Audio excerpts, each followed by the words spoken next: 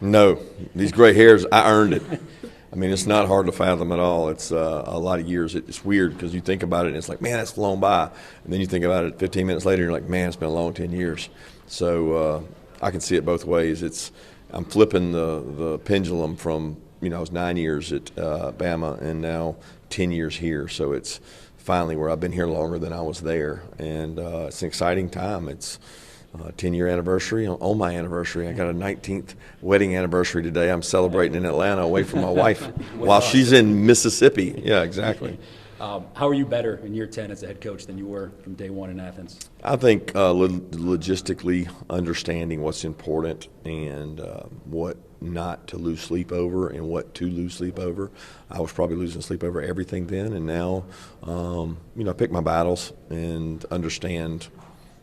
We got a great group of young men, and I've got an unbelievable staff and got great leadership at our university between President Moorhead and our AD, Josh Brooks. So, I got people to lean on, and they do a great job helping us.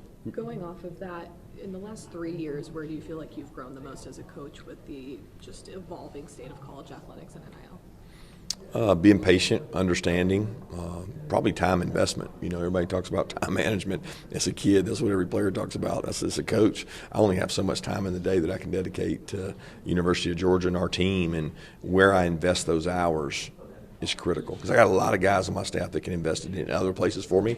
I need to focus on the players on our roster, and that's where I try to focus. With NIL and the House settlement, Sankey made a statement yesterday that college athletics is not broken, but it's strained. Is that a sentiment that you kind of, see eye to eye with him with, or how do you see that? Yeah, it's definitely not broken. If it was broken, then people wouldn't be paying the dollars they're paying to be part of it and buy into the television and do the things they have to do. So it's definitely not broken. Strained, I might not agree with that. I might, say it's just in flux. It's in constant change, and who can change fastest? I'm very comfortable with where college football is. I'm excited about where it is. When it comes to Gunnar Stockton, how do you see his role evolving, and especially as a leader and a vocal leader? Well, it's going to evolve based on how he plays. What are his strengths and what does he do in game? We've got a game and a half sample size, so I'm excited to see what he can do and excited to see his leadership. I know often during the season you talk about different aspects of your team and what makes them different. I know it's early, but can you kind of tell the direction of what this group kind of feels like when I don't want to say compared to other groups, but what it looks like for this year? Youth. Energy. I've seen it in the practices, a lot of enthusiasm. It's just a different team. I felt like last year's team was very much like the year before's team. I think we had so many people back, quarterback back, all the O-linemen back, all the defensive line back, and this team is so different. There's just a little more energy and buzz when a guy's doing it the first time as opposed to a returning starter. And you would think a returning starter, it makes you a little bit comfortable as a coach. This makes you a little more, exuberant, and I'm excited at practice and want to see these guys have fun. What excites you most about the team? The youthfulness. Mm-hmm. I mean, really seeing guys go play for the first time, seeing a guy that's busted his butt and waited to start, and now this is his turn, his time across the offense and defensive lines, and really every position. I can name 3 or 4 guys that are this is their first time going to do it, and they've been waiting behind a guy that seems like he's been there forever. Who do you want to see step up as a leader outside of Gunnar? Michael, Malachi, Jalen all gone, and those were some big names and leaders on this team.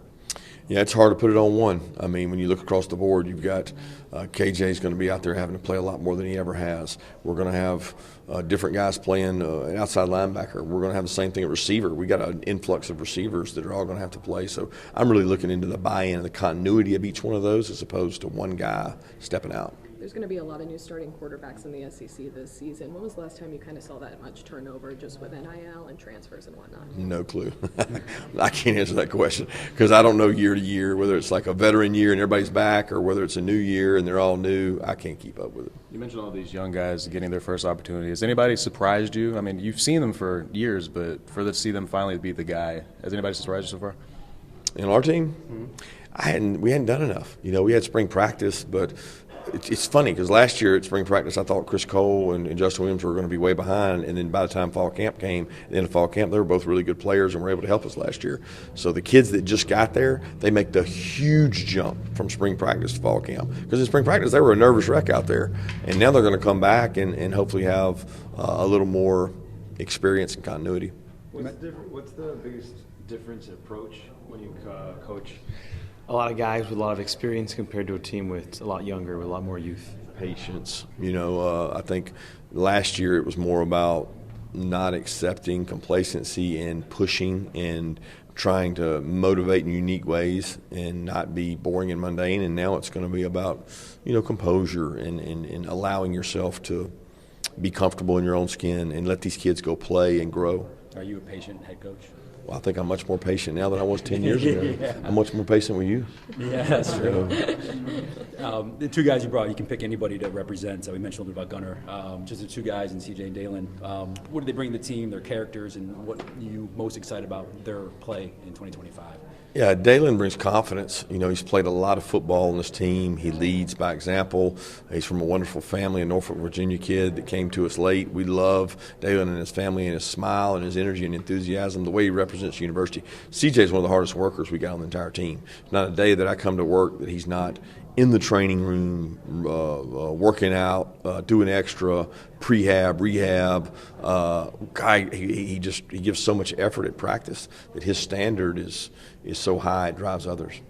I know you always focus on practice and game one, but I know the fans out there are looking forward to Bama and Texas between the hedges as opposed to going on the road. What do you think the environment will be in Athens for those presumably primetime games? Electric. For all the home games, it's going to be that way, but electric, Kentucky, Ole Miss. We got all these teams coming to Athens, and our fans are going to have to make it an advantage for us.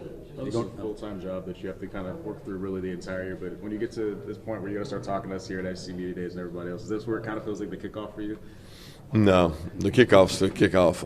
We still have a week left of a little bit of vacation time before we come back, and there's a big build-up. So the anxiety and the energy and all that starts flowing really around that first game. We've seen you and Andrew Truist this year. Is he hitting up for All-Star game tickets tonight? No, he's playing in a big tournament out in Mississippi, so he didn't get to go to the Home Run Derby last night. Their team's advancing in a big tournament out there, so he'll be playing. Thank you, guys. Happy anniversary, Coach. Thank y'all.